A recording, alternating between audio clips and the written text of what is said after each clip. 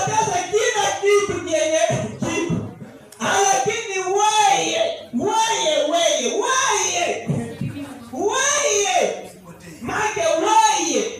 Sipotee. make wewe sema mie nisipotee. Sema tena mie nisipotee. Sawa. Hapa ni habari za kupoteza. Bwana pesa. Mpote ni habari za kupoteza. Na kitu kinaonekana ya samani wakati hatuko tena nacho. Bwana pesa. Utaona kitu kuna kinekilisho unaona hakina maana. Juu kwa kiona. Mmekikitaka tu. Samani yake inaonekana. Amen. Amen. Utaona ule bwana unamnekilisha. Unamsarau ni juu kwa namuona. Siku watatoka mikono yako. Utajua samani yako. La ngoma. Amen.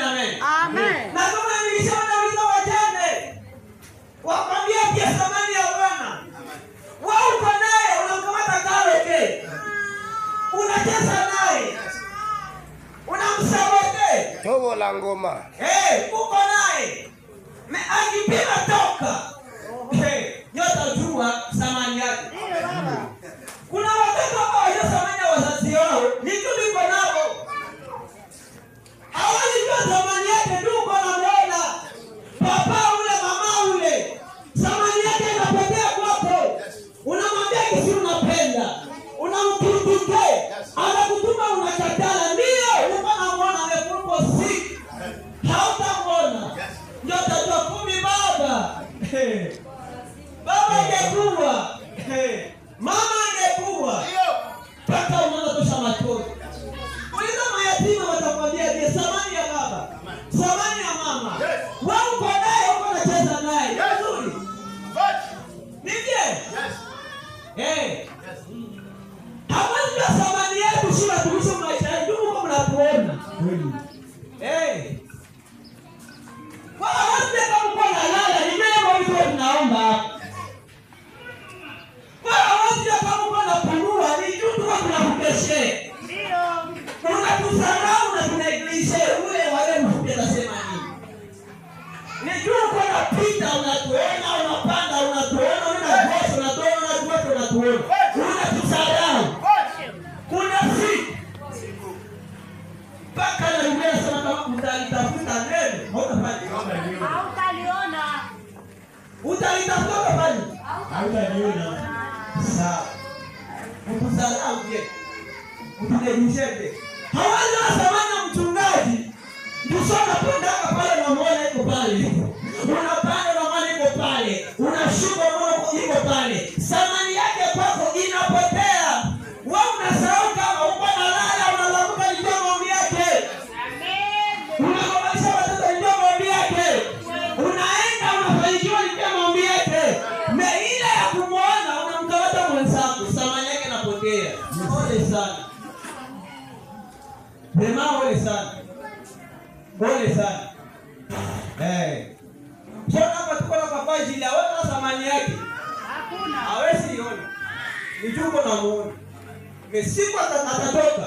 Ndio tajua samani yake. Petro unaishi ni jushi tuko hapa tu tunamuombea. Ndio. Petro kama unafanikiwa ni jushi tuko hapa tunamuombea.